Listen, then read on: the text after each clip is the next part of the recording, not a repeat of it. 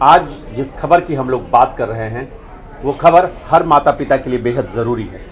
खासकर ऐसे पेरेंट्स जिनके बच्चे बाहर रहते हैं, जिनके बेटे बाहर किसी यूनिवर्सिटी में किसी इंस्टीट्यूट में पढ़ाई कर रहे हैं, जिनकी बेटियां कहीं पढ़ाई कर रही हैं, क्योंकि कई बार ऐसी घटनाएं होती हैं जिनसे हमारा मन दहल जाता है, हमें चिंताएं होने लगती हैं। आप देख रहे हैं इंडिया न्यूज़ का डिजिटल प्लेटफॉर्म। मैं हूं पशुपति शर्मा और मेरे साथ हैं आशीष। आज जिस खबर की हम बात कर रहे हैं उस पर आप पिछले कुछ समय से लगातार काम कर रहे हैं और ऐसी हर संवेदनशील घटनाओं पर आपकी प्रतिक्रिया बिल्कुल जाहिर होती है। पहले तो आप बताइए कि आज हुआ क्या है नोएडा में और फिर हम बात करेंगे आगे। ग्रेटर नोएडा की एक यूनिवर्सिटी है, शिव नाडर यूनिवर्सिटी। वहाँ पर बीए में छात्र छात्रा पढ़ते थे। आज अचानक ऐसा क्या हुआ कि स्टूडेंट जो है अपनी साथी कहें, महिला मित्र कहें या फिर दोस्त कहें, वो बंदूक लेकर पहुंचता है वहां पर और गले लगाता है, बात करता है और गोलियों की ताड़ातड़ बौछार करके उसको मौत के घाट उतार देता है। इसके बाद न जाने उसके दिमाग में क्या आता है, कौन सी सनक होती है, वो अपने हॉस्टल के कमरे में जाता है और खुद को भी गोली मार लेता है और सुसाइड कर लेता है। ये यूनिवर्सिटी के कैंपस परिसर में हुआ।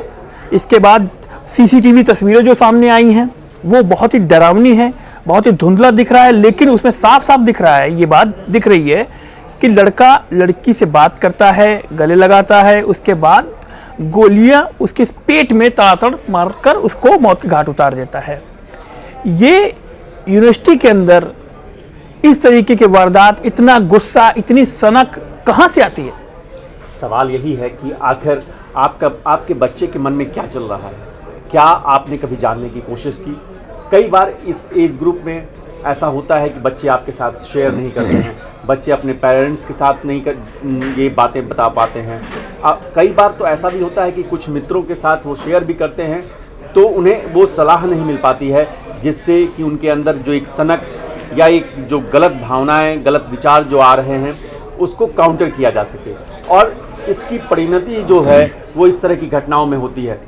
अभी पूरी पुलिस की जांच चल रही है, लेकिन ये सवाल सिर्फ अपराध का नहीं है, ये सवाल एक तरह की मानसिक तैयारी का है और जिसको लेकर हमें और समाज को कुछ करना चाहिए। काउंसलिंग करनी चाहिए, जिसे सीधी सीधी बात में कहें कि आपका बच्चा घर से बाहर रह रहा है, आपकी बेटी घर से बाहर रह रही है, आपसे कितना उसका इंटरेक्शन है, दिन में कितने बार आप उसे फ़ोन करते हैं, पूछते हैं खाना खाया नहीं खाया, कहाँ पर हो, ये जानकारियाँ बहुत ज़रूरी हैं। ये इरिटेट करती हैं बच्चों को। आजकल के 18 साल, 19 साल, 20 साल के बच्चों को इरिटेट करती हैं।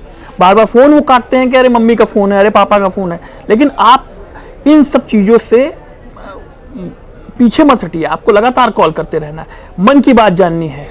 पेरेंट्स बच्चों की मन की बात अगर नहीं जानेंगे तो परिवार के लोग उनके हमउम्र जैसे दोस्त हैं, चाचा मामा के लड़के लड़कियां हैं, जो पारिवारिक लोग हैं, उनसे बातचीत करें, वो उनको काउंसलिंग करें, क्या चल रहा है उनके अंदर, क्या चल रही है उनकी लाइफ स्टाइल, उनकी ज़िंदगी में क्या चीज़ें चल रही हैं।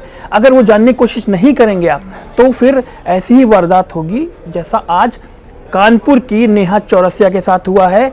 और जो लड़का था अनुज, वो अमरोहा का रहने वाला था। वो उसी यूनिवर्सिटी में पढ़ते थे दोनों और एक ही क्लास में थे। क्या बात हुई, क्या झगड़े की वजह थी, क्या कोई प्यार का ट्रायंगल था, क्या था, बात नहीं हो रही थी, फ़ोन नहीं उठा रही थी लड़की, ये सब चीज़ें जांच का विषय है। लेकिन जो तस्वीरें सामने आई है बहुत ही डरावनी है।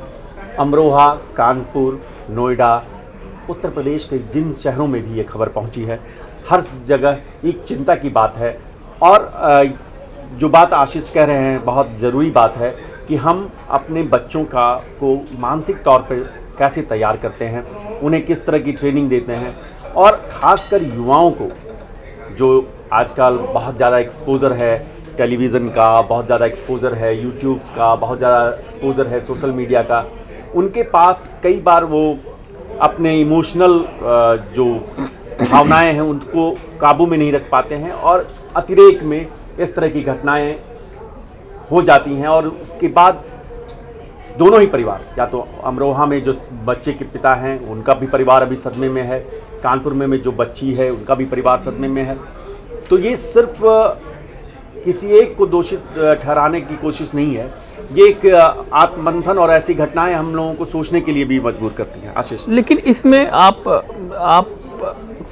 क्या सोचते हैं, इसका निष्कर्ष क्या है?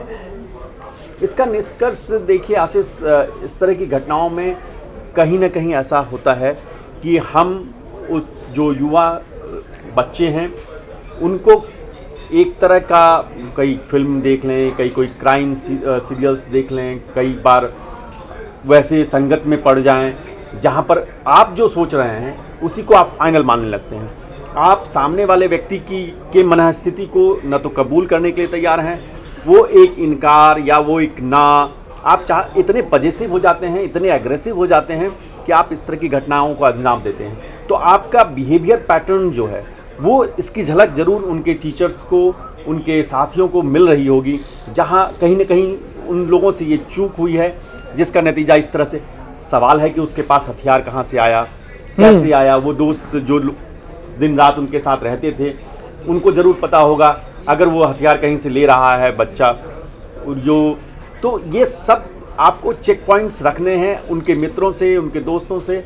और जो दोस्त भी इस तरह के हैं उनके लिए भी एक वार्निंग है कि अगर आप अपने दोस्त को सही समय पर टोकेंगे नहीं, रोकेंगे नहीं, तो वो किसी बहुत बड़े खतरे में। ये भी है इसमें कि अगर आप उस सर्किल में, जो वैसा सर्किल है, वहां से सही टाइम पे आप निकलेंगे नहीं। हाँ, एक टोकने वाली बात हो गई, एक निकलेंगे नहीं। अगर उस सर्किल में आप रह रहे हैं, आपके दोस्त भी वैसे ही हैं, तो आप अगर उस सर्किल से नहीं निकलेंगे तब भी आप इस तरीके के ट्रैप में फंस जाएंगे। कुल मिलाकर ये बात आपके सामने रखना हम चाह रहे हैं कि इस तरह के मामलों में बहुत बहुत नाजुक दौर होता है। 18-20 साल की उम्र में जब हॉस्टल में आते हैं उनको आज़ादी मिलती है, उनको अपने फ्रीडम मिलता है, शहर से बाहर आते हैं, बंदिशें रहती हैं घर में, हॉस्टल की लाइफ, उनको एक खुला माहौल मिलता है। रात 10, 11, 12, 1, 4 कब बच जाता है पता ही नहीं लगता। लेकिन आपको टाइम टेबल खुद का मैनेज करना है। मैं बच्चों, छात्रों से अपील ये कहना चाह रहा हूँ कि आपको अपना मेंटेन करना है, लेकिन पेरेंट्स को भी ध्यान देना है। यहाँ पर बात चूक पेरेंट्स की है। आप समझ रहे हैं कि कॉलेज में बच्चे पढ़ रहे हैं और उसके बाद इस तरीके के वारदात हो जाना, किसी से तो शेयर करता, बच्चा भी किसी शेयर करता, लड़की भी किसी शेयर करती। ऐसा नहीं है कि कोई पहली बार में ही गोली मार देगा। बात कहीं ना कहीं बिगड़ी होगी, उसके बाद ये नौबत आई है। कई बार आप बिल्कुल सही कह रहे हैं, लेकिन कई बार होता है कि आप जज नहीं कर पाते हैं, कहीं ना कहीं आप से कम्युनिकेशन गैप होता है। ऐसी घटनाएं देखिए, अपराध जब भी होता है वो एक बड़ा सवाल लेकर आता है। और जब एक कैंपस में जहां पर लोग पढ़ने आते हैं, अपना करियर संवारने आते हैं, वहां इस तरह की वारदात हो जाए तो जो परिवार है वो लंबे वक्त तक ऐसे सदमे से नहीं उबर पाता। ये वीडियो हमने बनाया इसलिए ताकि आप सतर्क रहें, आपके बच्चे थोड़ा ज़्यादा संवेदनशील बने और हमारे टीचर, कैंपस इस तरह की घटनाओं को लेकर ज़्यादा सतर्क रहें। आप देखते रहिए इंडिया न्यूज़ का डिजिटल प्लेटफॉर्म। नमस्ते। नमस्कार।